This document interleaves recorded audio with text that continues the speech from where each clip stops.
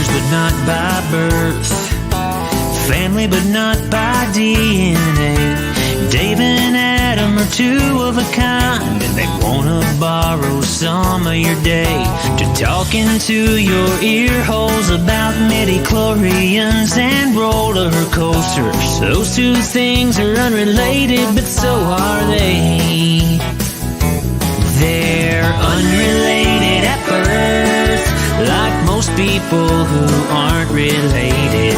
Unrelated at birth, but they're brothers in a brotherly way. Now it's time for the phenomenal brother and the golden voice of the South. They're brothers from different mothers, but they're both really proud to be unrelated at birth.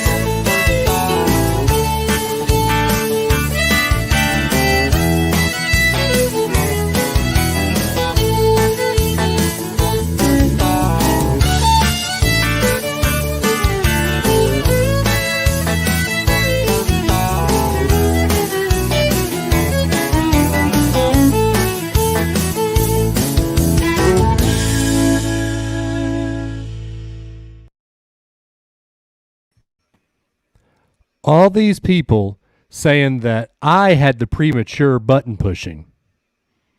I just have to say. It wasn't, though. The premature button pushing was the end show. Okay. So. Okay. Yeah, YouTube said the Sorting Hat live stream is going to start at 1:35 a.m. Yeah, that's not happening. Sorry. We're live now. Wah, wah. I don't know. So what happened was we were going to do the little intro roll, and instead of pushing the video first, Adam pushed the live feed, then accidentally turned the video off, and then turned the live feed off. So I had to really quick go back and set the live feed back up. Do you remember that scene from Runaway Bride when he's like, "And may all of your mistakes be rubbed in your face"? Hey, my mistakes are always rubbed in my face live on the show.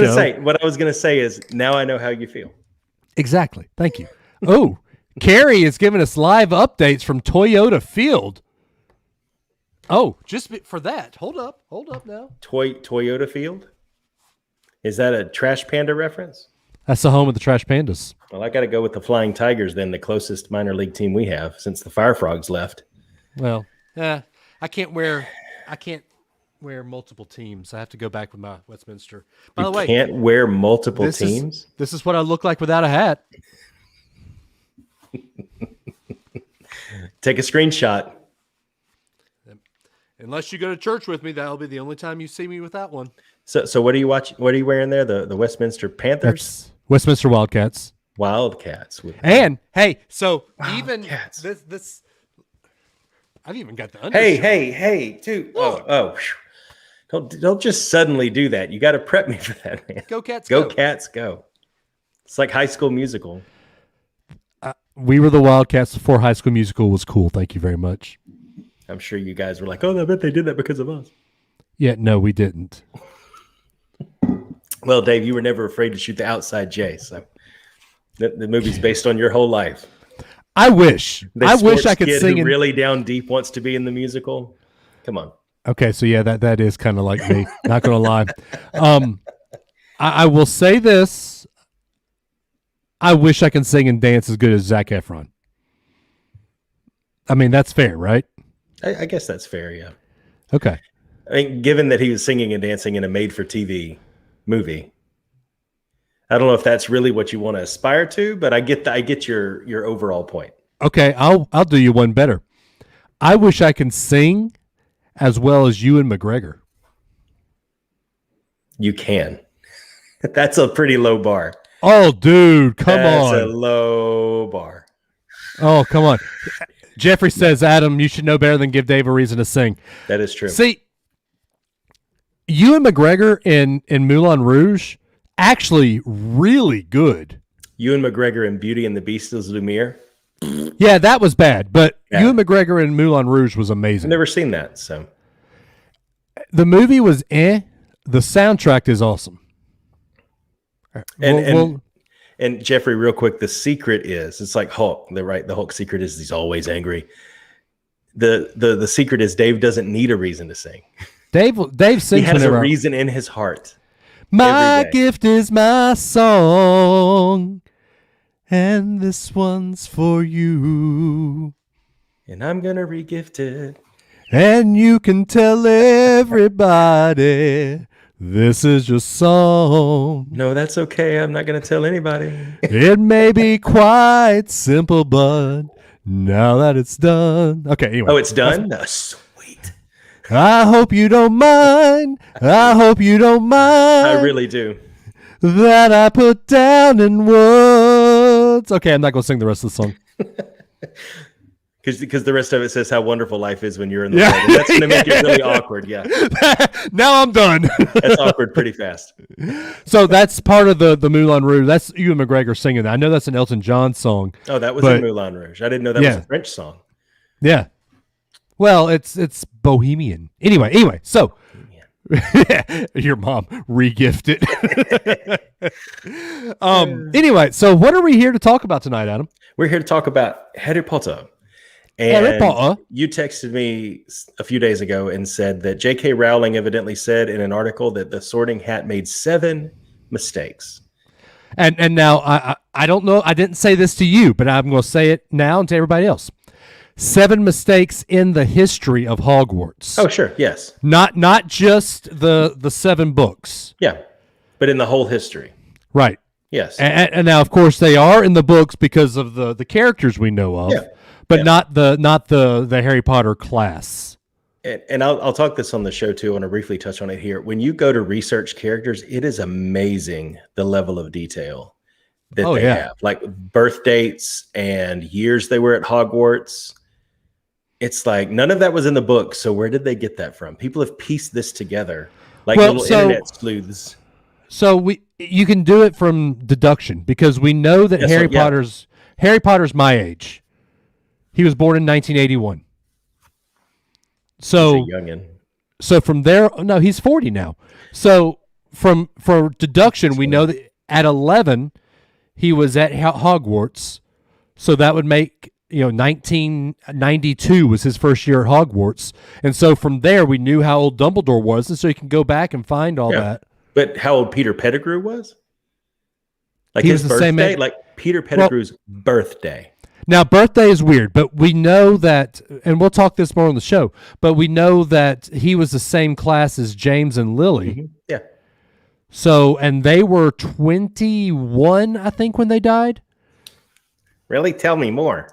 What other random facts and info do you have there, sir? Isn't this funny? Just 2 years ago, we started this show with me reading Harry Potter for the first time and watching the movies for the first time. It's true. Actually, no, it was the movies. I hadn't even read the books yet. But now I know all this insight. It just gets in your blood, man. It does. It gets in your blood. That's my my Hufflepuff lean Ravenclaw there, I guess. Lean Ravenclaw? I don't know. Cause, you mean lean Slytherin? No, I had Slytherin was my least actually when I took the test. Really? Yeah, you wanted to be Slytherin, right? It was Hufflepuff. Hence the wall behind you. Well, no, I'm not. I couldn't get my lighting right for the green screen. But it was. Why are we doing the show right now? We hadn't even started it yet. Okay. Hey, we can start the show anytime, and I could just cut the audio. Yeah, but I haven't done my and welcome right back. I can do another great and wonderful, exciting. Anyway, you just did, and I can now put that in front. Thank you. No, I didn't do my 3, 2, 1 for you. We're going to do something cool this week, and probably in the next couple of weeks. Well, we both have signed up for Snack Crate. Oh, that's right. So we're going to You hear that? We're going to do that before we actually do the show. So when are you getting yours? I'm getting mine on Saturday, actually. Oh, you're getting yours on Saturday. And you got Hawaii? I got Hawaii. Nice. So we got our first one. And for anybody who doesn't know, Snack Crate is a service where you go in and kind of say what it is that you like to snack on, chocolatey stuff, salty stuff, a mix. And I chose mix. We did too. They pick a specific country for the month. They import snacks from that country, put it in a box, ship it to your house. And they have options like where you can get a drink included. And before COVID, and I don't know when they'll reinstate it, and maybe they already have. I don't know if you saw when you signed up, but they used to have golden tickets that they'd randomly insert into the box, like one per shipment. And if you got a golden ticket, you got an all expenses paid trip to that country that it was that month. The golden ticket. I got the golden ticket. It's ours, Anyway. Charlie. Anyway, so we've gotten Japan, which was really good. Yep. Then Spain is the most recent one we've got. We haven't opened that one yet, but everything in there looks really super good. Enough to where we're talking about maybe going to Spain one day now. We'll see after we eat it though. Here's my prediction. You'll go to Spain before you come to Huntsville.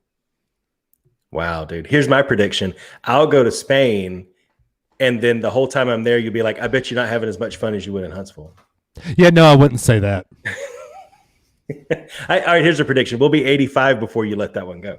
And your prediction is you'll be 85 before you come to Huntsville. And round we go. Right? Yeah. Such a crybaby. Grandpa Joe was the true villain of that film. Willy Wonka. Yeah, I agree. Oh, okay. That's 2 weeks from now. 2 weeks from now, we're going to talk about that. Jeffrey Martin, I recently got a patty box, a snack box from Ireland. Nice. That's nice. All right. So the most recent one we got was Thailand. And in that one, if you can see this, is 2-in-1 Lay's potato chips. And it is grilled prawn. And the others are a seafood sauce that is native to Thailand. So when I showed Dave that picture, he was like, you need to try one of those on air and get a reaction. So this is the one that looks like prawn. See, you can tell he has not opened it. Well, I did open it. The kids tried one. Okay. So this one is the prawn one, like barely red. It's not covered like an American potato chip. So let's see with this. Can you guys hear that? Yes, we can hear it. Thank you. Ooh. That's shrimpy. Like it tastes like shrimp? Yes, literally. Is this the green one? I think this is the green one. Let's see. So the seafood sauce.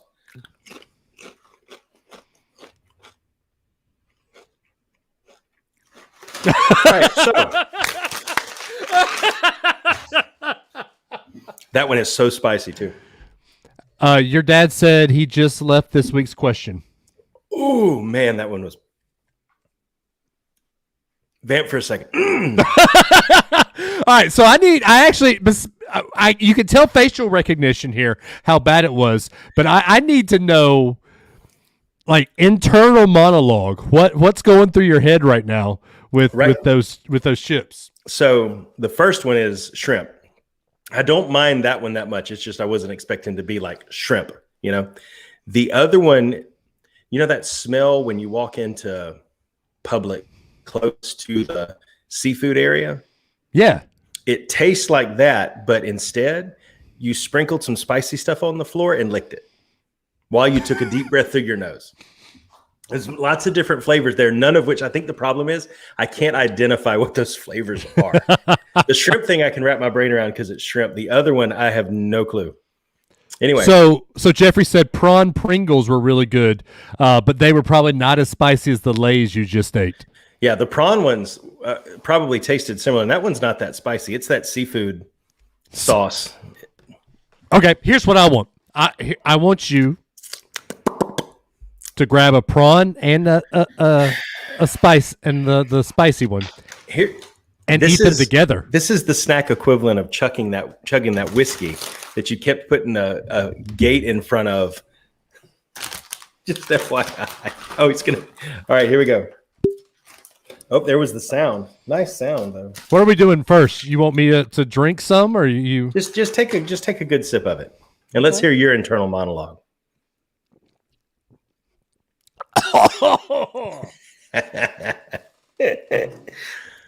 That stuff is straight fire, not in straight fire good. So where is it right now? Right about here.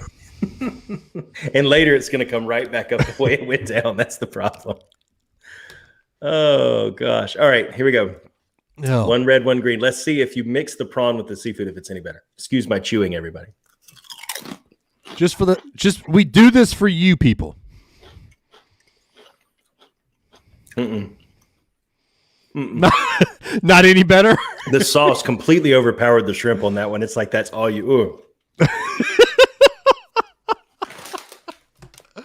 Oh man. All right, so there you go. I don't know what is in that, but okay. Please continue. Continue.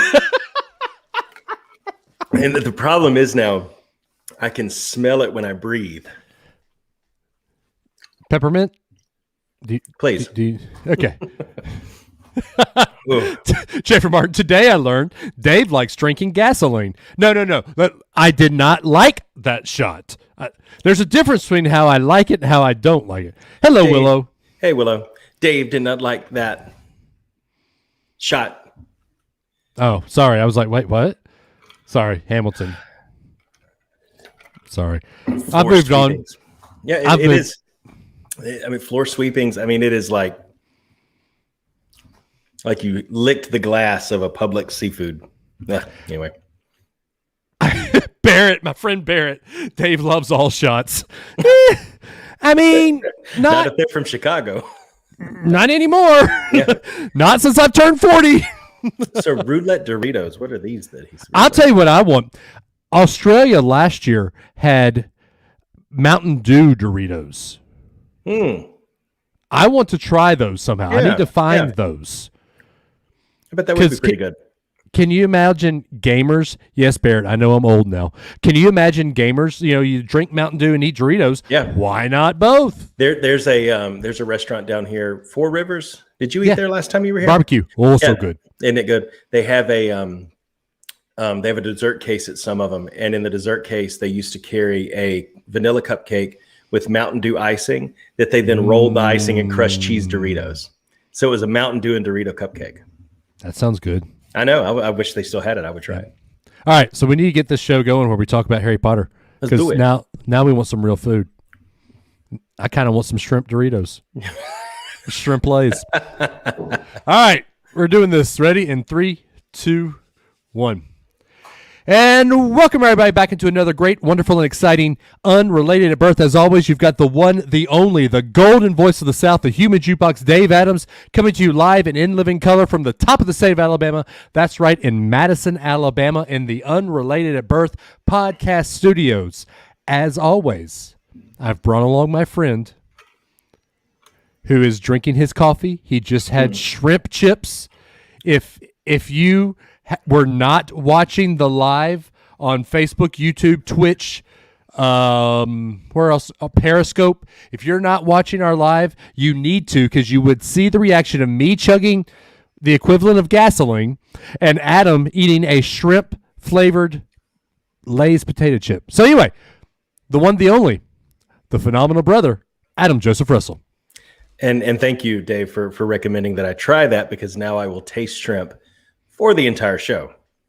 No, not just shrimp though. It was shrimp sauce. And they're Thailand's like famous seafood sauce. Evidently, I don't know why it's famous, but here's my question: so if Thailand has that famous seafood sauce, can we get Japanese yum yum sauce flavored chips?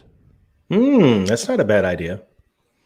And while you're at it, if we're going over there, that region of the world, and just working our way through the Eastern Hemisphere, why don't we go ahead and get some chicken tikka masala flavored chips while we're at it? Because that stuff is the bomb. Dude, ever since I came back from the Disney trip in March, I have been on an Indian food kick. Mm-hmm. Give me some of that butter chicken and that butter chicken masala. Yeah. And we've got a place here in Huntsville that, it's DoorDash, but they'll deliver naan with a big tub of the butter chicken. Yeah, man. I ordered it hot once. I now order it medium. Yeah, don't order unless you have something to cut it with. Yeah. I mean, we eat it with rice, but that's still, I mean. If that place has samosas, have you ever tried samosas? I have not. They are a fried triangle-shaped like pastry, but it's got a mixture of like potatoes and peas and spices that are like mashed up, and then it's all deep fried. Ooh. Samosas. So that's like a Southern chicken pot pie. Kind of, yes, but it's handheld, so yeah. Okay. Similar Your dad says, what about Chick-fil-A sauce chips? Which By the way, I had a revelation the other day. Chick-fil-A sells chips. They do. They're not good though. But Chick-fil-A sauce is just white barbecue sauce that's yellow. No, it's not. Yes, it is. There's mustard in it. It is white barbecue sauce. I've found some at the store, some Alabama white barbecue sauce, and side by side in a taste test, I guarantee you wouldn't know the difference. I guarantee you I would. Okay. Well, I guess we'll have to do a taste test of some sort, and you can taste all the weird stuff. Well, actually, that's not that weird. That's actually an enjoyable taste test. I was going to say, no problem. I want in on that too. No problem. Now, we did do the UK taste test. Yes, we did. And you know, now that we're all getting, I wish there was a way we can sync up our snack packs. I think they're all the same after your first month. Like your first month, they ship out what they have, the different ones to choose from, and then I think everybody's is the same after that. So your next one, it ought to be the same. Okay, so that's the case. We need to wait for live. I mean, of course, let your kids try it, but you know, we need to wait to do our tasting for that show. So Jeffrey says, if you're on our live, you'll have heard about the Mountain Dew Doritos. Mountain Dew Doritos are for sale on eBay for 2 snack bags for $67. They are out of date. I think you should pass on them. Yeah, hard pass. Yep, hard pass. And then he also says samosas, pocket pies. Yum. Delicious. Oh, yes. All right, so what are we here to talk about tonight, Adam Russell? We are here to talk about the wizarding. That shrimp has gotten to my mouth. I think I'm allergic to it. It's like what that movie Hitch when he's like, after he eats the. But we're here to talk the wizarding world of Harry Potter and the fact that you read an article the other day. I did. It said J.K. Rowling said that the Sorting Hat in the history of Hogwarts made 7 mistakes. And we're going to guess what we think those mistakes are. She didn't reveal what they were, but we're going to give our take on it. And I think we should also discuss a little bit of, if that were true, would the history of Hogwarts change? Okay. Yeah, I'm all for that. Now, how are we going to do this? Are we going to do I name one, you name one? Because our list will probably, I can look at this list and see probably 4 that you have on your list that I have. Well, I got mine off of BuzzFeed, so. Oh, you didn't make your own? I'm kidding. No, I made my own. Come on, give me some credit, man.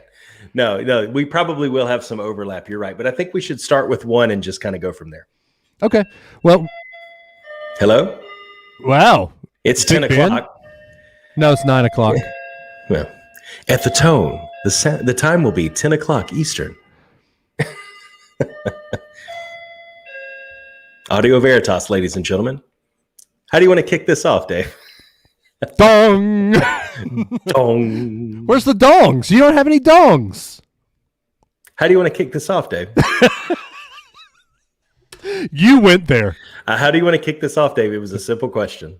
All right, so I think we go with just 1 and 1 and 2 and 2. But like I said, I know that you're going to have a bunch that I have.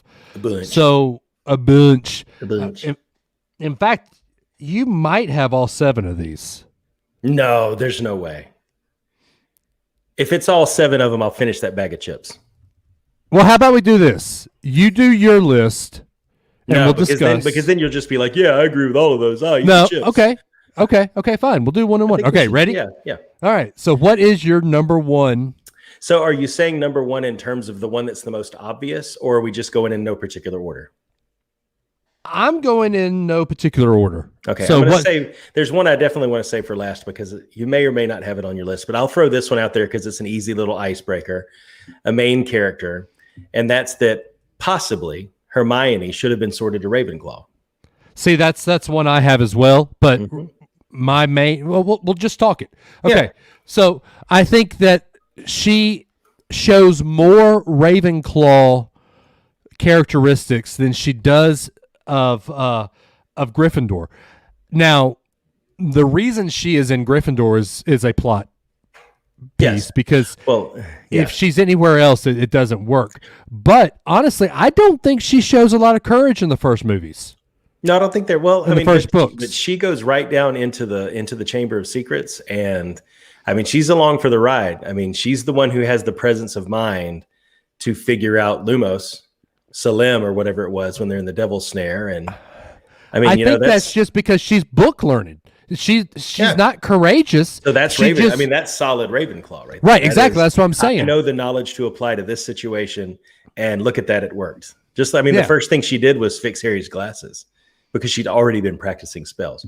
But I do agree with you. I think that statement from J.K. Rowling, more than anything else, means that if she didn't have a narrative to tell, she would have sorted them into different houses. Because as you write a character, you have to do things like put Hermione in Gryffindor so the three of them can be in the common room together. They can always be seated together when they eat and all this kind of stuff, right? And so it's a plot convenience. But in reality, so you could then go ahead. I'll say this: Hermione is the only one of the main three that I have on my list. Me too. Because honestly, I don't. Here's a tangent we'll go down. Harry could be in three houses. I think Harry could easily be in Slytherin. He can easily be in Gryffindor, and I think there could be a case for Harry to be in Hufflepuff. Yeah, because of the loyalty aspect. Because of his loyalty, right? Yeah. I don't think honestly, looking at it, I don't think there's any house of the four really where Ron fits. No, I put some extra notes down here, and Ron was one I had. Could you put him in a Hufflepuff? Because he's the one who's always kind of gets that face when it gets scary. Right. Harry, and all that stuff. But he doesn't have the work ethic. No, he doesn't. Ravenclaw has the book smart. Hufflepuff has the work ethic. He has neither of those. He's not very cunning. Right, and he's not very courageous. He's courageous because of his friendship, and that helps him with his courage. But if you listen to what the Sorting Hat said, it said specifically for him, "A Weasley, I know just what to do with you." So he's like, easy, get off. Exactly. Get off him, So yeah. So I left Ron off of mine too. Yeah. So you said you had one more point to make with Hermione after mine. Yeah. So I think I forgot what it was. Please continue. Okay. So here's my most obvious. Okay. Snape. I think that Snape, while he is a pureblood, while he does show some signs of being a Slytherin, I think he is more Gryffindor because he shows that courage to play that double agent that he played for years. It shows his courageous side. It doesn't show his cunning side. It shows his courageous side. It does, though, because he never got caught, even by Voldemort himself, until later on. I mean, he was able to hide that for a long time, even from like Harry. And Harry was all up in his business too, man. They were in the restricted section of the library and all these places, and they couldn't find exactly what was going on. He even had the book he used and didn't know. So I think there's a pretty strong Slytherin bent there for Snape. I didn't have him on my list. So I don't have to finish the bag of chips, thank goodness. But one Slytherin, I'll tell you someone who was not Slytherin that should have been, was Peter Pettigrew. See, okay, I've got him at number 7 on my list. Yeah. Okay, yeah.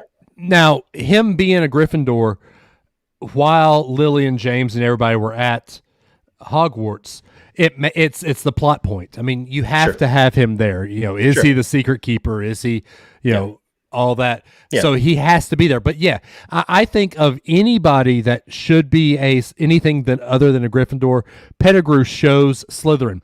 But I think he doesn't show cunning. I think he shows it's the same thing as Ron Weasley. It's not that he is just conniving and cunning and harsh. Yeah. It's just because he's a sniffling little pissant. I really don't think that Pettigrew it should be in any of these houses. Yeah. Well, I mean, go ahead. And John Rogers says Hufflepuff for life. Us Hufflepuffs, we got to stick together. Huff and Puff. Yeah, I think, though, to fake your own death and frame Sirius Black and have it be pulled off and use that animagic. I mean, there is a pretty strong cunning bent to do that in a world where things are just known by people sometimes, through divination or whatever. For him to fake his own death and get Sirius Black put in the prison in the first place, took a little bit of that. So, A and how little he bit, would but treat not- James and Lily too. I don't think you can put him in any house but Slytherin just based off of how he ended up. Now, that brings into question the whole what did the Sorting Hat really look at? Right. You know, it's not like the Sorting Hat was the keeper of the sacred timeline, like on Loki, right? And he can see into the future. He's looking at the person. And at the time in Peter's life, he may have been a true dyed-in-the-wool Gryffindor, but later on, he was anything but. Well, that's what makes me wonder about Snape too. You know, we see when Snape was at Hogwarts, due to the flashbacks in the why the name of the book leave me. Half-Blood Prince? Half-Blood Prince. We see in Half-Blood Prince that Snape is kind of a scaredy cat. You know, he's an outcast. I don't think that is Slytherin at all. It's not Gryffindor either, though. That's more Hufflepuff. Right, but it's weird. Because he, to make those spells that he made in Half-Blood Prince that he did use on James. He did. That shows courage. But then it also, his personality is a Hufflepuff. But to come up with Sectum Sempra, that's a Slytherin move, dude. That's very true. Yeah. All right. So you went first on that round. My number 2, Hagrid. Okay. All right. Hagrid was sorted into Gryffindor at first. Yeah. Before he got kicked out. Mm-hmm. I don't think Hagrid should be anything but Hufflepuff. I don't disagree with that. Yeah, Gryffindor is kind of like the catch-all for all the main characters in a way. Yeah. It's like if you're associated closely with Harry Potter in any way, boom. And that's a plot point. I do think that's a plot point. Sure. Yeah, I didn't have him on there. Okay, yeah, I can go along with Hufflepuff for him. I'm going to go ahead and get one out of the way that nobody's really going to care about. Dean Thomas. Yeah. Exactly, right? Now, Dean Thomas plays a pretty big role in the end from the romantic angle because he was the one that was dating Ginny, and then Harry, ended all of that for them and everything. But he was a Gryffindor.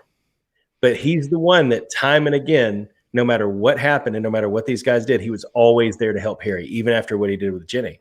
He was always there. He came back to help. So I would put him into a Hufflepuff, and I think he probably plays a bigger role in the lesser known parts of the book, parts of the story, because they're in the book and not necessarily the movie. Right. So.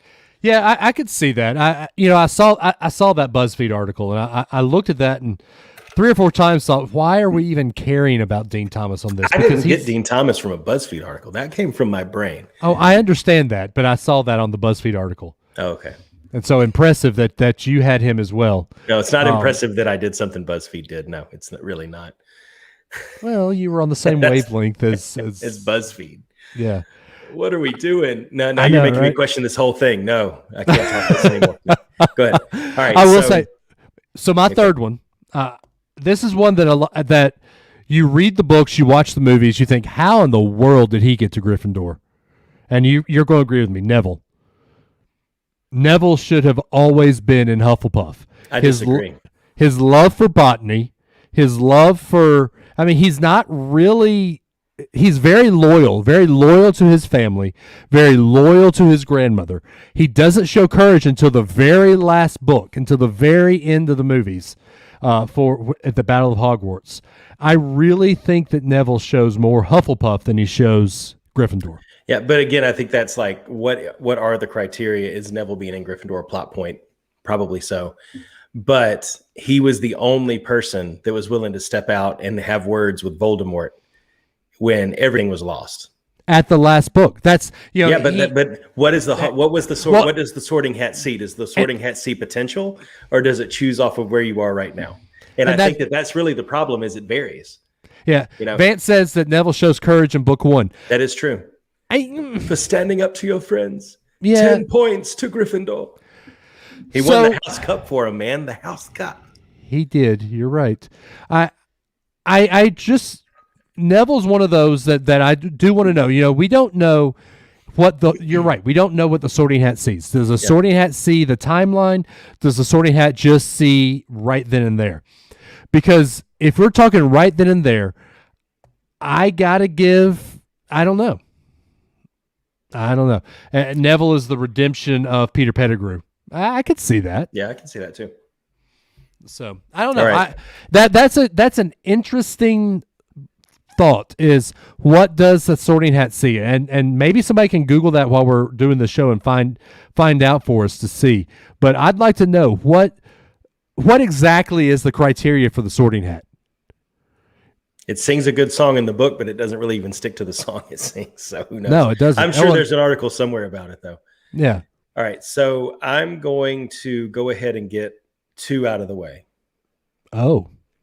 Did you do Crab and Goyle? No, I did not do Crab and Goyle because that was in the BuzzFeed article. No, I actually, and this is one that I'll be interested to hear your take on. I think that Fred and George Weasley should have been sorted to Slytherin.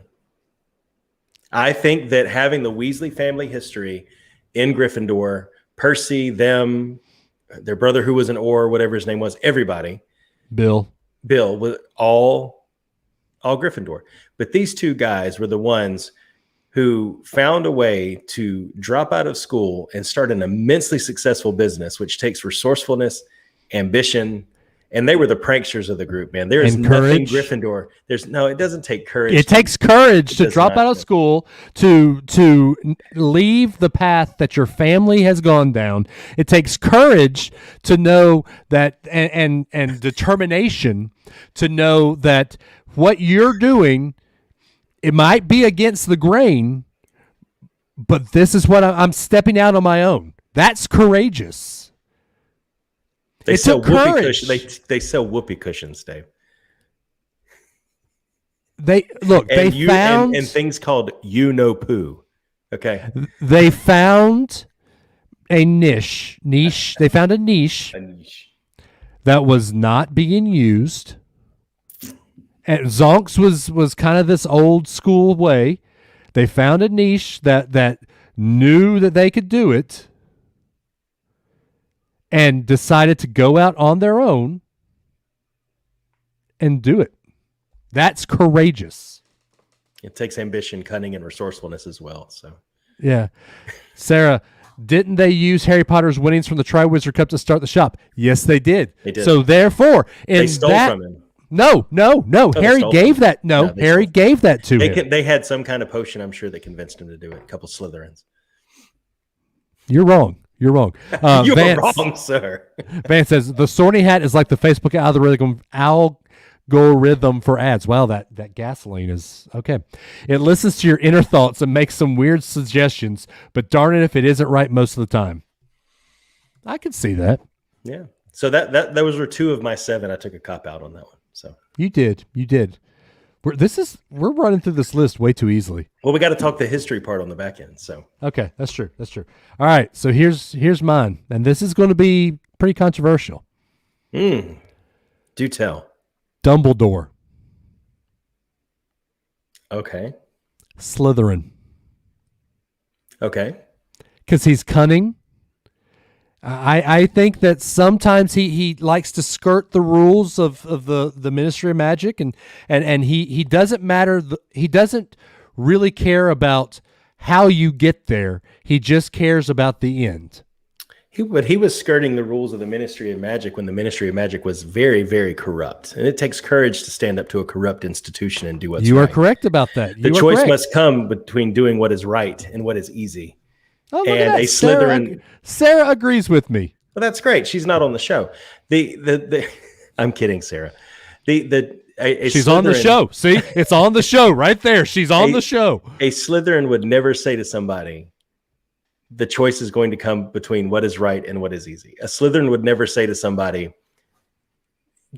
one must remember to turn on the light to get through the darkest of times. A Slytherin would not go down and drink that liquid and tell somebody, no matter what I say, make me finish it. A Slytherin would do what Draco and his parents did, run off when the time is right to get away from the trouble that they really caused at the end of the day. That's what a Slytherin would do. So you are wrong, sir. Okay. We're not going to agree with that, but all right. So what's your next one? We know my next one is Hermione. So okay, yep. My next one. So you have 3 left, and I have. Your dad has, or could you say he has all 4 qualities? Well, you would think a headmaster would. He needs to really represent all 4 houses in some way, or he wouldn't be a good headmaster. So that does make sense. So I have 2 left. Do you have 3 left? I've got 2. Well, I've got 3 left, but one of mine's Hermione. So okay. So I'm gonna go that Cedric Diggory should have been a Gryffindor. Don't you dare take away our most famous Hufflepuff. Cedric Diggory should have been a Gryffindor, and the only reason he wasn't was because Hufflepuff had to have somebody in the Triwizard Tournament. Yeah, I can agree with that. But so Dumbledore's, let me give my points real quick. Dumbledore's eulogy, he said he was a boy who was good, kind, and brave. And 2 of the top 3 traits of Gryffindor are bravery and chivalry, which is courtesy and a high moral code. So Dumbledore himself explained him in a way that the Sorting Hat probably should have picked him for Gryffindor. I could see that, but hey, I gave you Dean Thomas. We can have Cedric. Okay. I'm kidding. Yeah, no, they don't even compare. I get it. No, they don't. Here's one that I am very shocked that you did not go with, and you might have, but Percy Weasley should not have been in Gryffindor. He was straight up Slytherin. Yeah, he was pretty power hungry when he was a prefect. Yeah. He was power hungry. Boy. Yeah, he was power hungry the entire way through the books. Yeah. And even through the end of the movies. You know, it took him the very last book to realize that Voldemort was alive again. Mm-hmm. Yep. So I am going to say Percy Weasley probably should have been Slytherin. And if that's the case, okay, wait. We'll talk history later. Okay, sorry. Okay. And my last one is Peter Pettigrew. So I oh wow. So I get to finish us off? You get to finish the list. Here's a good one for you then. I saved what I think is my best one for last because we've touched on one of the 4 Marauders. And I saw articles for Remus. Didn't really see anything for Sirius Black, but the one I didn't see any articles on is that James Potter should have been a Slytherin. The way that he treated Snape and the way that he skirted the rules, all that, like, it was a constant thing for him that he was not just like Fred and George were kind of, they did what they needed to do for school. And then they kind of had their fun in between classes. He was constantly disruptive. And the way that he treated Snape, you can't tell me a Gryffindor would ever treat somebody that way. So I see your Slytherin. He was the Draco Malfoy in terms of being a bully and things like that. He was the Draco Malfoy of that class. I see your Slytherin, and I'll raise you Hufflepuff. Okay. Because he literally changed his life because of his friend who was a werewolf. He became an animagus just because his friend was a werewolf. So therefore, he was loyal to a fault, which a Slytherin is not. But that loyalty, the 4 of them stood there and laughed as he made Snape float in the air. Right, exactly. So I think you could say he has. How did the traits balance out? Right, exactly. Vance says, I missed a few at the beginning, but did anyone say Regulus Black? No one did not say Regulus Black yet. No. But Black was a Slytherin, was he not? Regulus Black was. And I think he deserved to be a Slytherin. I don't think he could have been in any other category. And now that I'm sitting here thinking, anybody that fell and went to the dark side, as you would, besides Peter Pettigrew, I think we're all Slytherin. Yeah. So I mean, with Regulus, he did, going back into the history, and I had to actually look it up to see, but he did try to destroy one of the Horcruxes. I mean, so he did turn at the end, but again, how far does the Sorting Hat see, and how do you bucket that to say whether or not the future should be taken into account? That's the hard part, you know. All right, so let's look at history now. Revisionist history of Hogwarts here. So, I've got Snape in Gryffindor, not Slytherin anymore. Yeah. Hagrid in Hufflepuff, Neville in Hufflepuff, Dumbledore is Slytherin. We've both got Hermione at Ravenclaw, Percy at Slytherin, and Pettigrew at Slytherin. And then you've got Dean Thomas at Gryffindor. Which doesn't change any. Dean Thomas in Hufflepuff instead of Gryffindor, which doesn't change anything. You've got Cedric and Gryffindor. That really doesn't change much of anything. There would have been just another Hufflepuff representative who would have been killed by Voldemort. So that doesn't really change anything. Hermione to Ravenclaw changes a lot. Okay, well, let's go on that one. Okay, so there is no Hermione and Ron and Harry studying in the Gryffindor Commons anymore. There's no sneaking off because their dorms are in separate parts of the castle. There's no sneaking off to get into the to meet Moaning Myrtle to make the Polyjuice potion. There's nothing like that. There's no Ron and Hermione becoming prefects together. And basically being forced to love each other. So and then there's no final two books or final book because the whole end of the last book were the main three running off and doing the chase. Destroying Horcruxes, Right. I don't think that there's that at all. Well, and you lose the. Again, it's a convenient plot device more than anything else for them to be together. But you really, who else? If you take her out of the picture, think about who else they were surrounded with in Gryffindor, of who you actually had visibility to. Dean, you had Seamus Finnegan, you had Neville Longbottom. None of these guys are Hermione, Right. So again, if the sorting, and this is a really geeky thing to say, but if the Sorting Hat was right and she should have been in Gryffindor, can the Sorting Hat see what needs to happen to make certain things happen? Is that how the Sorting Hat works? Because that's what he would have put her in Gryffindor to put the right pieces in place to protect Hogwarts. Yes and no, because we see when the hat is sitting on top of Harry's head, he says, "You don't want Slytherin, you want Gryffindor." So and at the end of the movie or at the end of the books, Harry basically says to his son, it doesn't matter what house you can choose. You can choose. Yeah. So, what? Yeah, the Sorting Hat is the time stone. That's a good question. Because if you can choose, the hat doesn't do what's best for Hogwarts. If you can choose, then the Sorting Hat is just a figure piece. Yeah. So Hermione's a critical point to the whole thing. Yeah. So that would break everything apart.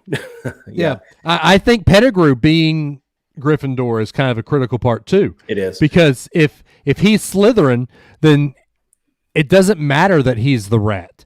It doesn't matter because James and Lily don't hold on and don't use Pettigrew or don't use Sirius as their secret keeper. Yeah, well, if you think about it, you've got to really all of a good portion of these. And Hermione being there is necessary for the story to continue from the first book on. Right. James Potter, who I mentioned, right, being in Gryffindor is necessary so that Harry has a Gryffindor legacy from both his dad and his mom. Snape, from your side, being a Slytherin is necessary because you have to have this Gryffindor-Slytherin rivalry. Right. Like they're like two opposite sides, two sides of the same coin, though, right? So Peter Pettigrew being... You're the one that made me drink water, man. Oh my gosh, man. You didn't drink that much. You got the bladder the size of... Anyway. Peter Pettigrew... Oh, wow. Peter Pettigrew being in Gryffindor was necessary for the Marauders to be together. Fred and George being in Gryffindor were necessary so that Ron also had that legacy through Gryffindor from his parents all the way through all of his brothers. So really to undo a lot of these like we're talking is really to undo the plot, is really what it kind of boils down to. Is you don't have a Gryffindor-Slytherin rivalry. You don't have Harry not trusting Snape. If Snape was in Gryffindor, Harry would have trusted him probably right off the bat. So I think really, just like with Hermione, a lot of these start to unravel the plot itself. And that's why I really wonder what she meant by 7 mistakes. Were they 7 mistakes that would not have unraveled it? That things could have still happened? Or would she really saying that there's 7 things that if I didn't, like we said earlier, if I didn't have a narrative to tell, they should have really gone somewhere else, but I kind of had to do what I had to do. I think it's if I didn't have a narrative to tell, which is where we are, is that most of the ones we did would either erode the rivalry between Gryffindor and Slytherin, or like with Snape, it would boost Harry's trust in a character that he's supposed to not like to create distrust to the big plot twist at the end, you know? Well, so here's the thing too. Snape is always the head of the Slytherin house. Mm-hmm. If he wasn't a Slytherin, there would be no, he doesn't get the trust of Draco. So, you were saying that rivalry, really, I think the point of him being Slytherin is getting that trust of Draco. Sure. Yeah. And so we're basically undoing all 7 books, all 8 movies. Yeah. You have to, if you really answer the question. You revise the history completely. I think so. Your Dean Thomas is who cares? This doesn't do anything to the books or the movie. Mine is Hagrid. Who cares? It doesn't do anything to the books or the movie. Yeah. I think if Hagrid's a Hufflepuff, if he's a Ravenclaw, if he's anything but Slytherin, it doesn't matter. But again, it's a signal, though. Gryffindor is a signal that this is a good guy. Right. Like there's not a Gryffindor in all of the books, and even any of the history. Oh, that's true. Pettigrew. Yeah, he's the only one. Yeah. Yeah, that's it. Yeah. Yeah, because who were the other Marauders? You had Lupin. You had James Pettigrew, Potter, and Black. And Sirius Black, yeah. Yeah. And they try to make Black out to be a bad guy, and then he turns around, having been framed by the friend he was in Gryffindor with. Yeah. Right. So my dad put this out there. Where did J.K. write the name of the first 4 houses? And emphatically said she invented the names of the Hogwarts houses on the back of a barf bag. That should be in a museum somewhere. This should be in a museum. It should be in a museum. By the way, 5th movie's been, they're shooting it already. Oh. And Harrison Ford is going to be CGI'd to look younger. So it's going to be a rewound story? The Nazis are the bad guys. Yes. Again. Yes. I love it. As long as they don't have crappy set pieces with horrible lighting like they did in Kingdom of the Crystal Skull, I'll be happy. They owe us one, man. After Aliens, really? I mean, they owe us one. Everything was Aliens in 2012. Oh, no, that was 2010, wasn't it? Somewhere around there, I don't know. So, all right, here you go. Vance says, why did Fred and George never question why Ron slept in bed with someone named Peter Pettigrew every night? That's a good question. I mean, to be fair, all of them slept with Peter Pettigrew because the rat got handed down from Fred and George to Ron. That's right. Yeah. So all of them were at fault here. At fault. They didn't know. Oh, that's funny. No, they didn't know. But that's funny. The other thing too that I think Percy had to be Gryffindor too.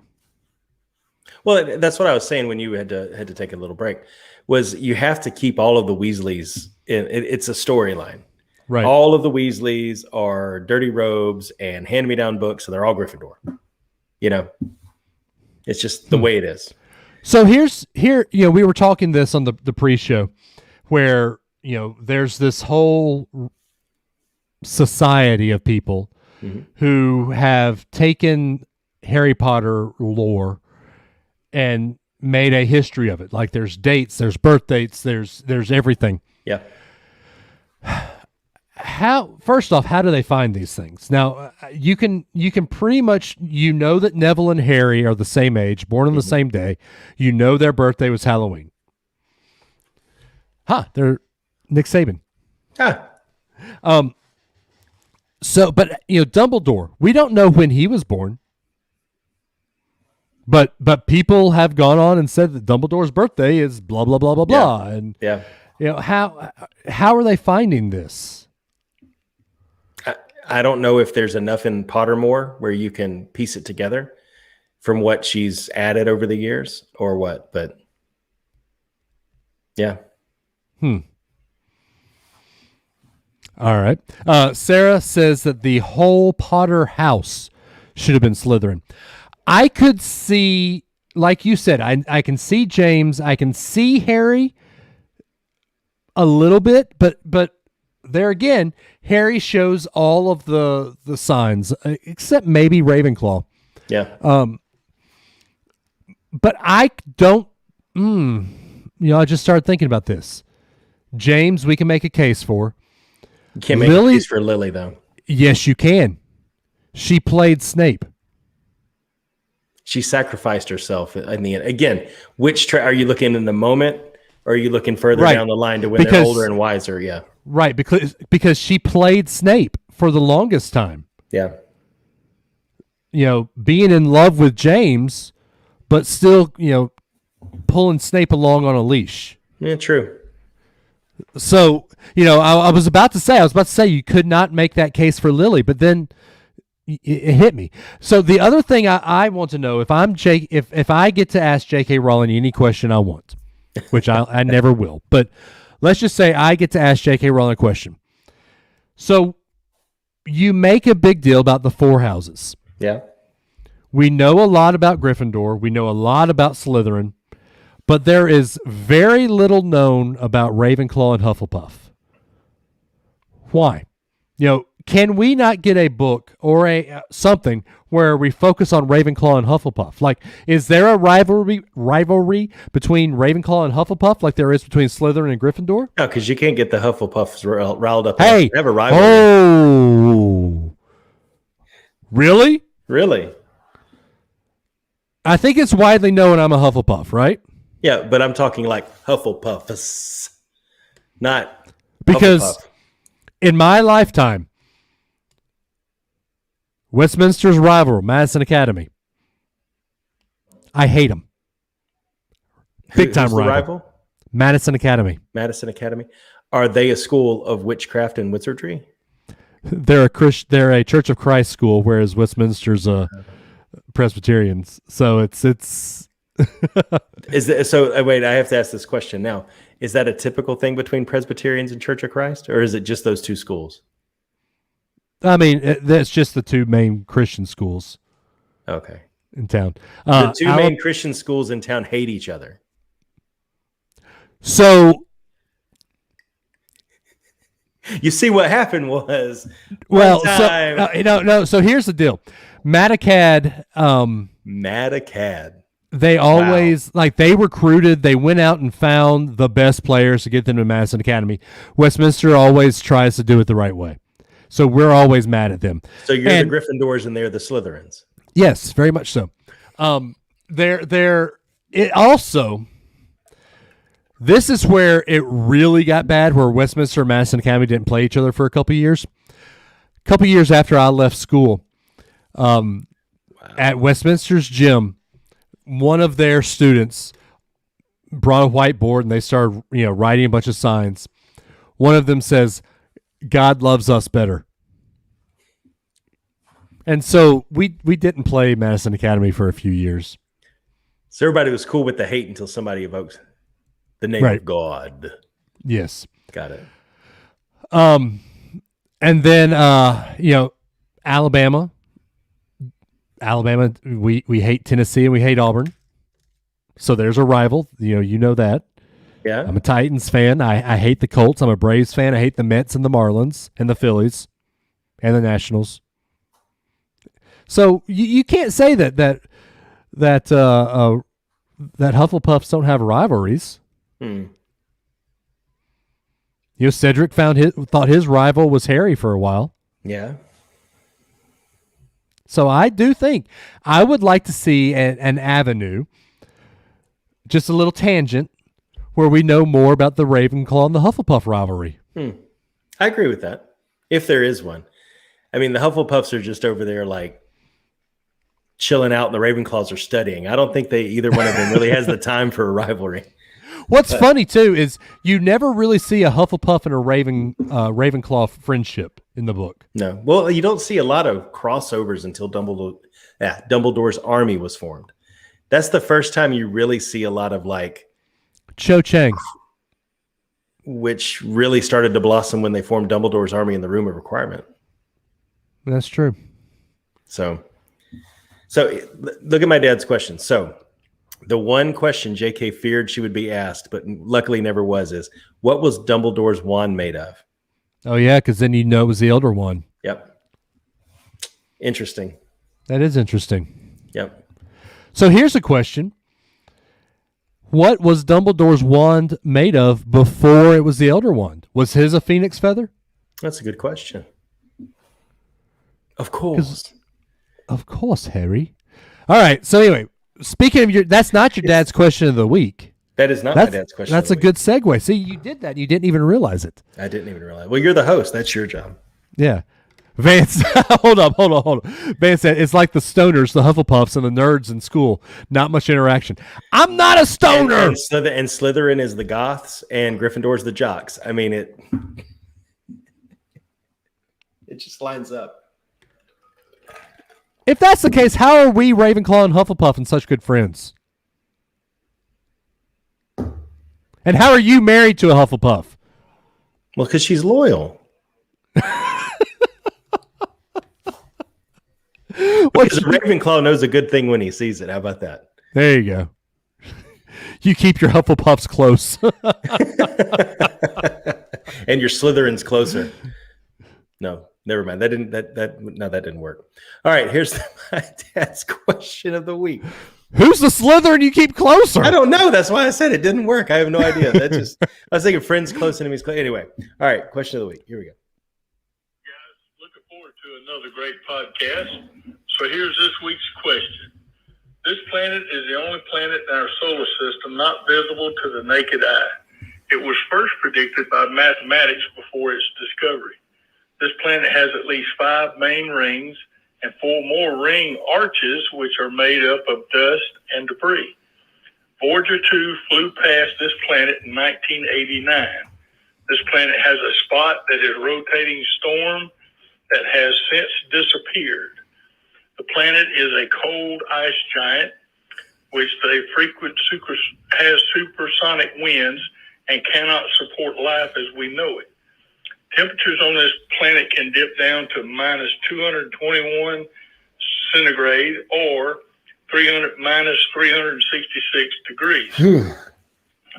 Winds can reach speeds of 2,000 kilometers per hour or 1,240 miles per hour. This hang on. Sorry.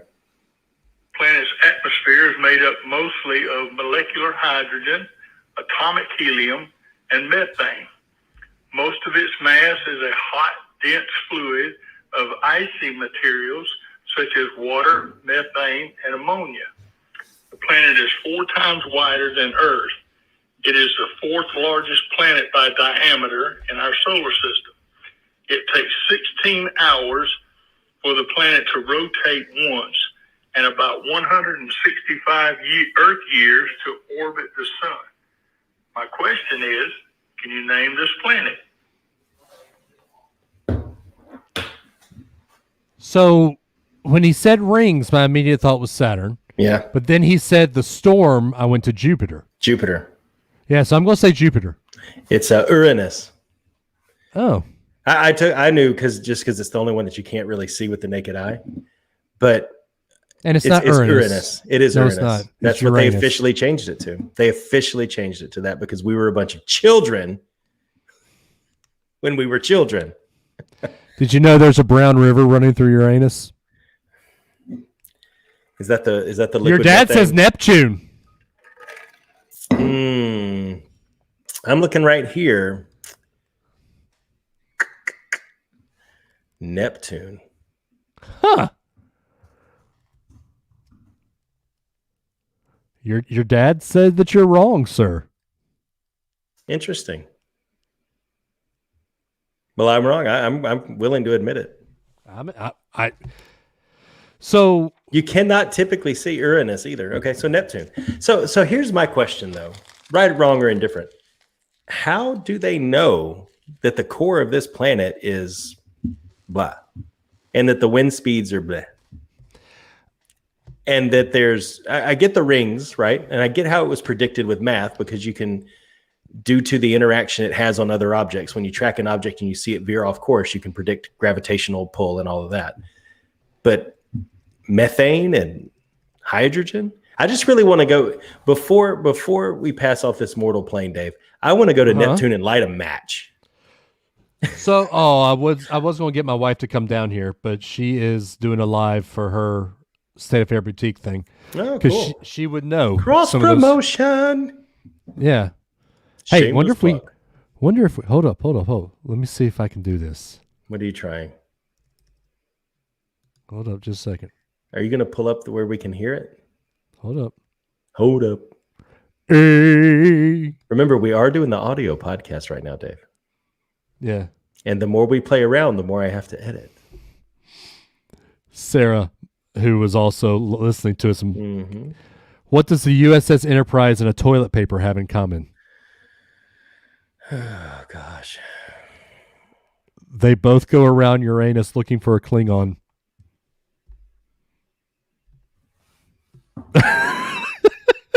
It's Jurassic Park, like that meme I sent you earlier. And, well, there it is. And, there it is. There it is. Yeah, I was going to do a cross promotion, but yeah, we won't do that. Oh, well. Anyway, that says, how do we know E equals MC squared is true? Because Einstein said so. They actually are now thinking the theory of relativity is wrong. What? They're finding evidence to the contrary now. It's amazing what quantum physics can find out, isn't it? So energy does not equal mass times the speed of light squared? Really? Well, possibly not. And there's a lot to the theory of relativity, too, around like time slowing down when you approach a black hole and all other kinds of things, that nobody understands except for him. But really, so I'll use the same analogy to prove my dad's point too, is they can say that this planet you can't even see with your eye is made up of all this gobbledygook. And I know spectrometers and diffused light and all that, but they can predict that. How do these quantum physicists know that these quarks that are doing what they say the quarks are doing? They could be in there just being like, oh, it did this thing, man. And everybody's like, oh, it did this thing. And yeah, that's how I taught in school. Oh, they did this thing. And it's like, yeah, they did. Yeah. I mean, how much of this is what we're doing? Revisionist history. Jeffrey says Voyager 2 explored Neptune around 1983. And so I'd guess the chemical makeup from that. We couldn't even get a walkie-talkie. Or 89. Work right in 1989. I know they transmitted it back, but it's like we should just now be getting that data. I mean, the speed of light. Anyway. I mean, we are just now getting that data. So, yeah, we're in a domed flat surface anyway. So what difference? Oh my God! No, that's just Disney. That's just Disney. Put that sucker under a dome. I'd be all for that, man. Speaking of Disney. Yeah, go ahead. I know you're excited. We're going to reach out and find our happily ever after. Are you going to cry? When I'm there in September, on September 30th, you better believe I'm going to cry. Even though Amanda said she would leave? Did you notice what she said, though? I'm going to leave you there. So wait, you're going to leave me at Disney? Oh, okay. Wait, are you going to take the kids with you, too? Wait, if you leave by myself for a minute, if you leave me at Disney, does that mean I can go across to Halloween Horror Nights? I mean, that's what you did see for. You did see my text, right? We'll have to talk about that. Your text about what? Just go a couple of hours ago when I sent you. A couple hours ago, fireworks. Maybe you can. Yeah, maybe. We'll talk about that. Maybe you can. Maybe. Okay. Anyway, all right, guys. So that is our show for this week. Flew by. I still. It's. Oh yeah. Vance says Jack is back for Halloween Horror Nights. Yep, I can't wait. So we only have one house really confirmed. Is it a whole house? Beetlejuice. Yeah, Beetlejuice. Yeah, and the speculation maps are interesting though. They are. I'm excited. We'll talk that when the time comes, I suppose. Oh, we will. Which, by the way, we need to talk scheduling offline because my anniversary cruise is on a week that we're supposed to do unrelated to birth. Okay. So we'll have to figure that out. Whatever shall we do? I don't know because we can't go 4 weeks without a podcast. So you rescheduled it? Yeah. That's good. Yeah, we're not doing Disney. We're doing Royal Caribbean. Okay. Because Disney didn't want us to cruise. I mean, it's not Disney didn't want us personally. It's that the CDC hadn't approved them. Yeah. So anyway. This isn't the time nor the place. Guys, what more can I say? Adam, if they want to get a hold of the show, what do they do? They would call 650-UAB show. Spell it out on your keypad, 650-UAB show. You'll hear a message from us followed by a short beep. Beep. Thank you. That was a short beep. Very good. That was very descriptive. I love it. He's going to do it again. He's going to do it. He's going to wait till I start talking to do it again. So leave us a message and we'll play it on the show, Dave. They can also get a hold of us on social media. How do they do that? Wow. Look, I was trying to get it in before the beep happened again. So here, were you trying to do my, and welcome everybody back into a great, wonderful, exciting, unrelated birth. As always, you've got the one, the only, the golden voice of the South. Dave Adams. Coming to you top of the state of Alabama, Harvest, Alabama. Anyway. Madison, Alabama. Actually, Madison. now. I keep saying that. Well, because you will always be in Harvest to me because it's sideline warning. It got drilled into my head. Yeah, no. Okay. Anyway, so we are on the socials. I am on Twitter and Instagram at dadams419. He is on Twitter and Instagram at RunTideRun. The show is at Not Related Bros on Twitter. On Instagram, it's at Unrelated at Birth. You can find us on Facebook, facebook.com/Unrelated at Birth. You can find us, the Facebook listener group, Unrelated Birth Facebook listener group. You can follow me on Geek at Birth, also Top of the World. Follow Adam on his socials. Follow Adam, I guess. I don't know. Also, patreon.com/Unrelated at Birth, $5 a month. I'll still throw it out there. If we get 5 more patrons by the time we go on my cruise, I'll say that. Here's the date. 5 more patrons by the time we go on the cruise. I will do Let's Go to the Mall on the cruise. Like, I'll film it and everything on the cruise. You think your wife's going to let you spend part of the anniversary cruise doing Let's Go to the Mall? Yeah. Silly rabbit.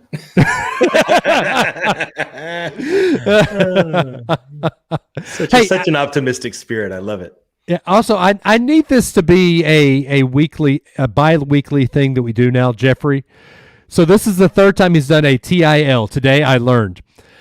I think so, Jeffrey. Your job, your role on Unrelated at Birth podcast now, you are going to be pop-up video. I want the TIL to be a thing every time now. I want a today I learned. Boom. Sorry, you have to make that noise. Boom. Every time I pull one up, boom. Today I learned. Anyway, so guys, we say it every week. It blows our mind. Last week or 2 weeks ago, the show blew up on podcasts. Thank y'all. That means a lot to us. It's one of our most listened to shows of all time now. Yep. I do it again. Tell your friends, share it. Bring people in that wouldn't normally listen to the show, and you think they would enjoy it. Bring them on, because I think this. This is how. Look, this show is basically a text conversation that Adam and I would normally have. Pretty much. Just talking out loud. We do revisionist. Sometimes we'll do revisionist history.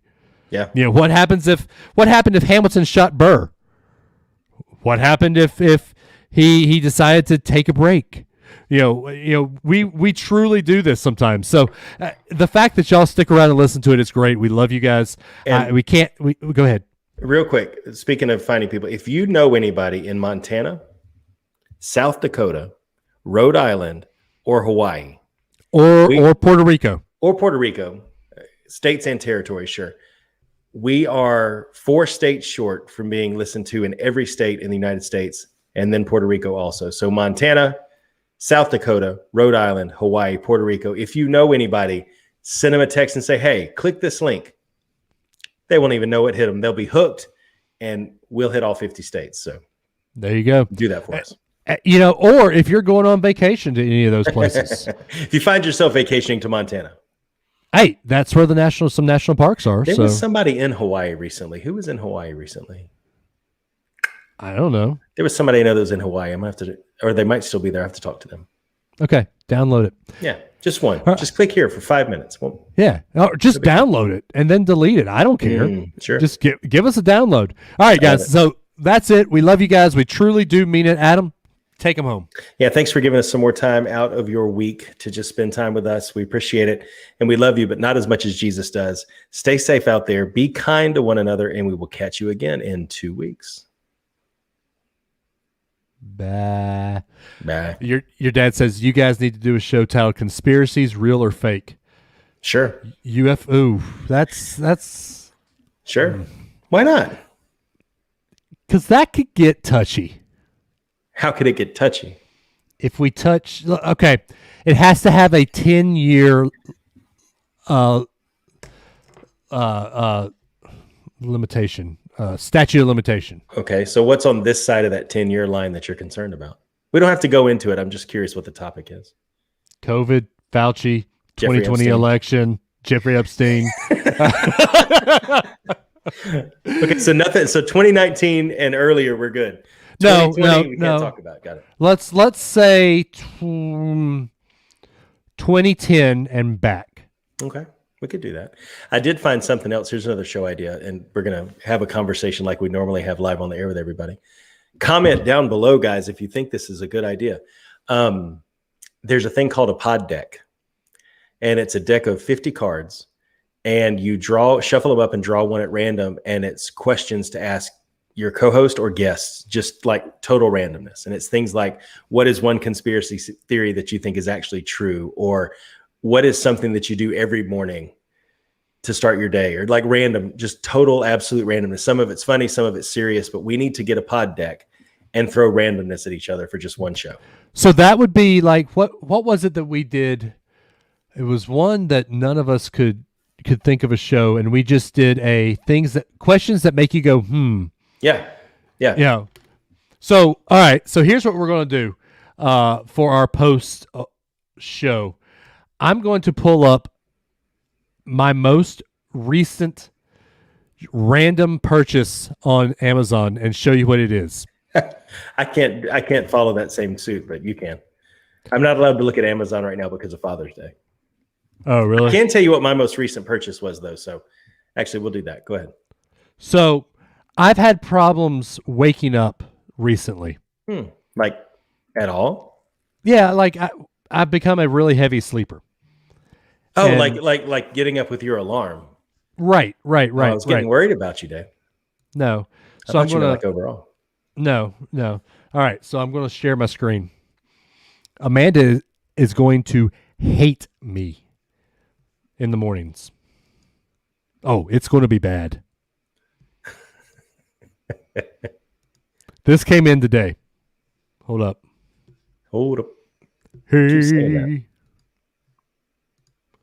Share audio. Share. All right, you ready? I don't know.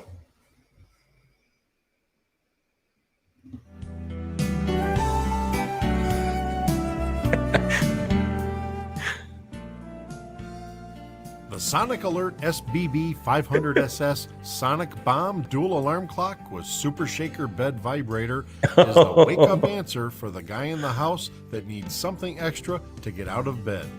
Designed to provide years of use, this quality-made alarm clock offers peace of mind for those who are hard of hearing or simply hard to wake. The Sonic Bomb offers many features such as unique 113 decibel extra loud alarm with adjustable tone and volume control. Dual alarms to accommodate multiple sleepers and schedules. Built-in red flashing alert lights. A 5-level dimmer function to help you sleep sounder. The SS12 VW Super Shaker Bed Vibrating Unit will wake you silently while others sleep. Dual time 12 and 24-hour time formats. User selectable snooze time from 1 to 30 minutes. Such a peaceful commercial for such a devilish creation. User selectable alarm duration from 1 to 59 minutes. 59. Improved battery backup for time and alarm settings up to 1 week. Oh New my Green Power gosh. technology uses 60% less energy. Dual power capability when using a standard travel adapter. 1 year gosh. Sonic Alert blast-proof warranty. Blast. Sleep well with the confidence of knowing you'll wake up on time. So in their product sessions, they were like, all right, so it's loud. We got the flashing lights. We got the 24-hour time format. What's one more thing we need? What if the alarm lasted a freaking hour? What if it just lasted an hour? Shoot, let's throw it in there, program it up in there. So did they not understand, though? The bed shaker, that's not like a personal item. Right. Beds transmit vibration. It's like, I like how they were like, multiple sleep schedules to accommodate multiple sleepers. It's like once the first person is up, the whole house is up. Oh, that's hilarious, man. Mine's not nearly that good. Mine's boring. I've got it set for 6:00 or 6:15 tomorrow morning. Oh my gosh, dude. I wish you had a camera set up just for day one. So when that thing vibrates, is it like, or is it like what have you tested it out? You saw how that thing was shaking on the table, right? Yeah. Yeah, it's that. That's awesome. Oh my gosh, that's awesome. So we need to report out in the morning. Okay. I think the bed shaker, but still the mattress still transmits the vibration, the sound of it. Like if you're a side sleeper and your ear's down, you're going to hear that.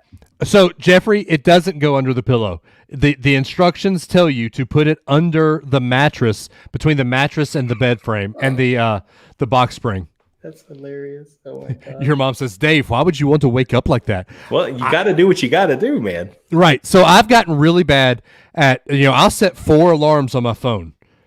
And because I play with my, I play through Facebook or whatever on my phone before I go to bed, it's not within arm's reach, but it's just within rolling over, throwing my long arm over on the other side of the nightstand, and then pulling the cord and turn it off. Your dad asked, do you have hardwood floors? No, we got carpet in the bedroom. It's a good thing. Yeah. Yeah. But I do love how it's blast proof. Blast proof. It's like this thing needs to be mil spec, man, because if that sucker went off in bang, it's getting punched off the nightstand, dude. Oh my gosh. Yeah, my last Amazon purchase was this Velcro band for my Fitbit. That's it's nothing compared to that. Nothing. There's here. I'm looking. Let's look it over here. Give me a second. Oh see my what gosh, else that we bought from Amazon would be fun to show you. Oh.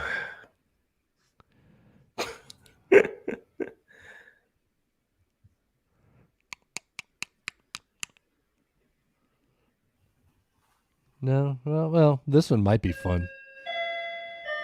Oh, 10 o'clock. Oh, it's 10 o'clock. 11 o'clock Eastern.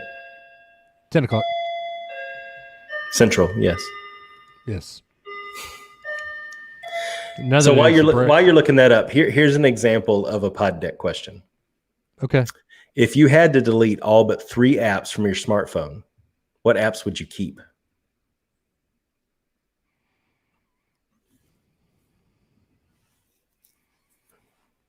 My Bible app.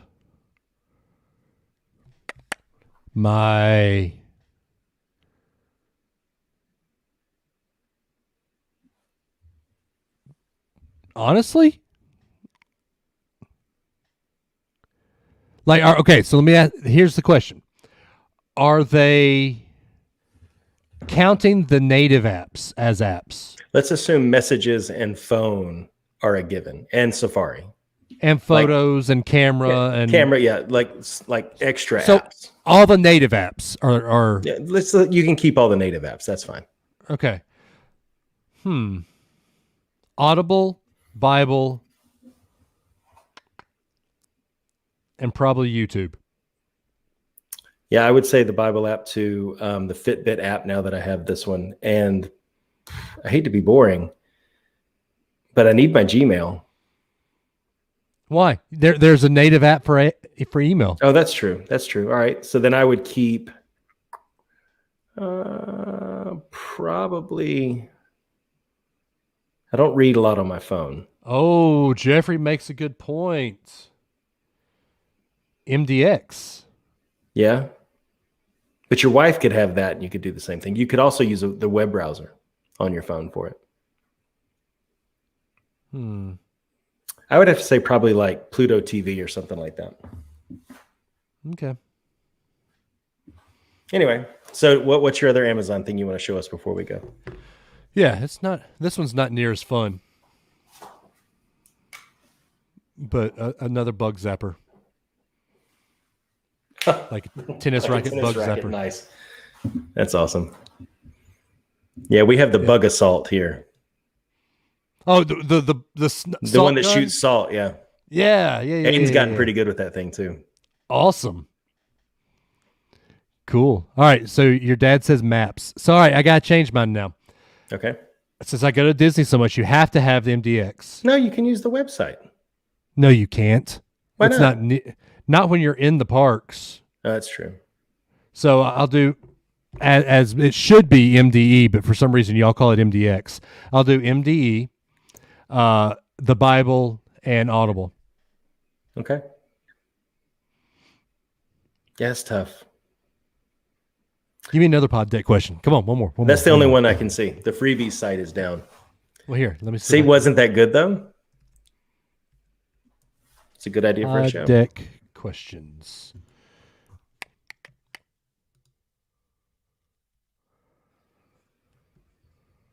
Oh yeah, we're sorry, but the page you found could not be found. Didn't believe me. No, I did not. And then they've got that one that shows the smartphone apps, but then there are 4 other cards and you can only read like the left hand or the right hand 2 words underneath them because they're stacked. So they do a good job of hiding their stuff. Yeah, where do we buy these things? Poddex.com. Oh, there's a mobile app too. Well, no, because we lost. We've only had 4 apps. All right, here's one. Given the choice of anyone in the world, who would you have as a dinner guest to your house? Living or dead, or anyone in the world?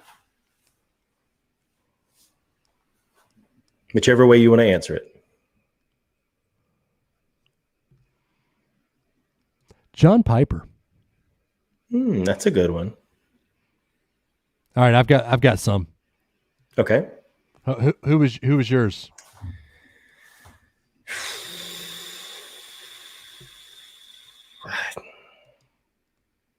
I honestly don't know. I got to think about that one. What are yours that you have?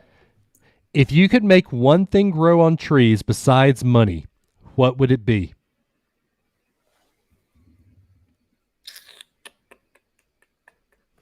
It would not be potato chips from Taiwan. Let's just get that out of the way. If I could make one thing grow on trees other than money, it would be books. Okay. Jeffrey Martin says, if you don't say my name on the show, I'm turning off this show. Okay, Jeffrey Martin. Jeffrey Martin.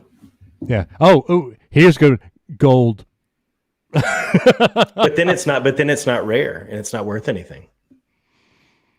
Kind of like a $15 minimum. Anyway, if you were a professional wrestler, what would your ring name be? God,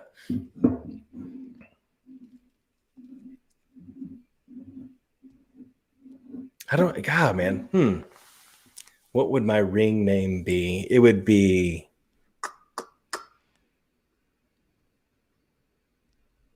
These are tough, man. I know. Jeffrey said, say my name was in regards to the dinner guest question. Oh, well, we both said your name, so you're good.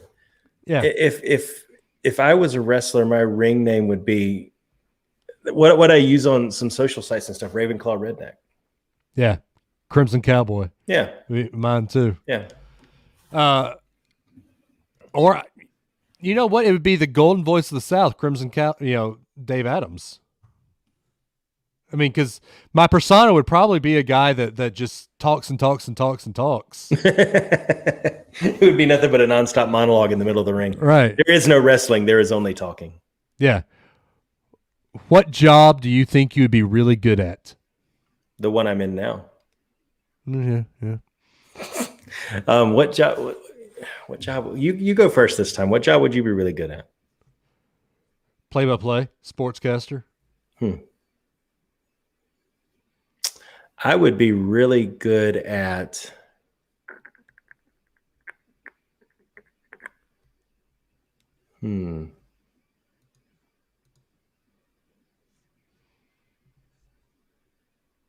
Imagineering. I'm trying to think. I would be You're not going to touch that one, are you? well, I want to go outside of anything Disney. I would be really good at being a wedding planner. Okay. I would be really good at that. Okay. Because I will hound people so much. Not near as much as I would. Yeah. But you'd yell at them. Yeah. You know why you'd yell at them? Because I can. No, because you woke up to 6:15 to. That's why you'd yell at them. There you go. I'm trying to find more of these. Let's see.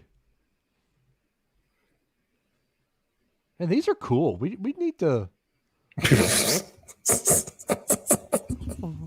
Yes. But that's comment about you being a sportscaster. Do you really think you could sit through an entire ball game without having to go? See, that's the beauty of it, though. I have been a sportscaster before, and there are times when you can go. And it's the bottom of the seventh. Vamp a little bit. I'll be right back. No, you've got inning breaks. You've got, there are times in baseball where you actually say, all right, you take over this inning. I mean, that you listen to a game, they do that. So in other words, you would pause 12 seconds for station identification. I'm not going to lie. You learn ways to just like race car drivers figure out ways to relieve themselves. Fascinating. That's why I never want to be in the booth with Gary Danielson. I don't even want to know. Oh, anyways. How about that, Britney? What? What? Britney Spears. What's she doing with her life? Do you have one more, or are you done? No, I think I'm done. I can't find any more. Okay. Let's see if I can. Episode deck, interview deck, how dare you deck. Oh, that could be tough. WTF deck. Ooh. We got to make sure to buy the right one. Yeah, there's one that's just it's the green one was the one I was looking at. Interview deck. Saw some examples on Facebook. There's also episode ideas. Ooh, that's a good one. 50 unique podcast ideas to keep your podcast topics fresh and entertaining. Ooh. Shuffle up and pull a card. Create a fun new episode for your audience. Let's go totes rando on everybody, man. Let's just see what we do if we just pull a card. What? Who needs show prep when you have a deck of cards? That's not a bad idea. Too bad we only do this once every other week now. Anyway. Hey, that'll make the cards last that much longer. That's true. Goodness. All right, guys. Well, we're going to call it a night because apparently if I don't go to bed and get enough sleep, I'll be shaking out of my bed tomorrow morning. I'm so excited to hear the report on that. All right, guys. We'll talk at y'all in a couple weeks. Be sure to watch Geek at Birth next week. So, all right, guys. See y'all later. Bye.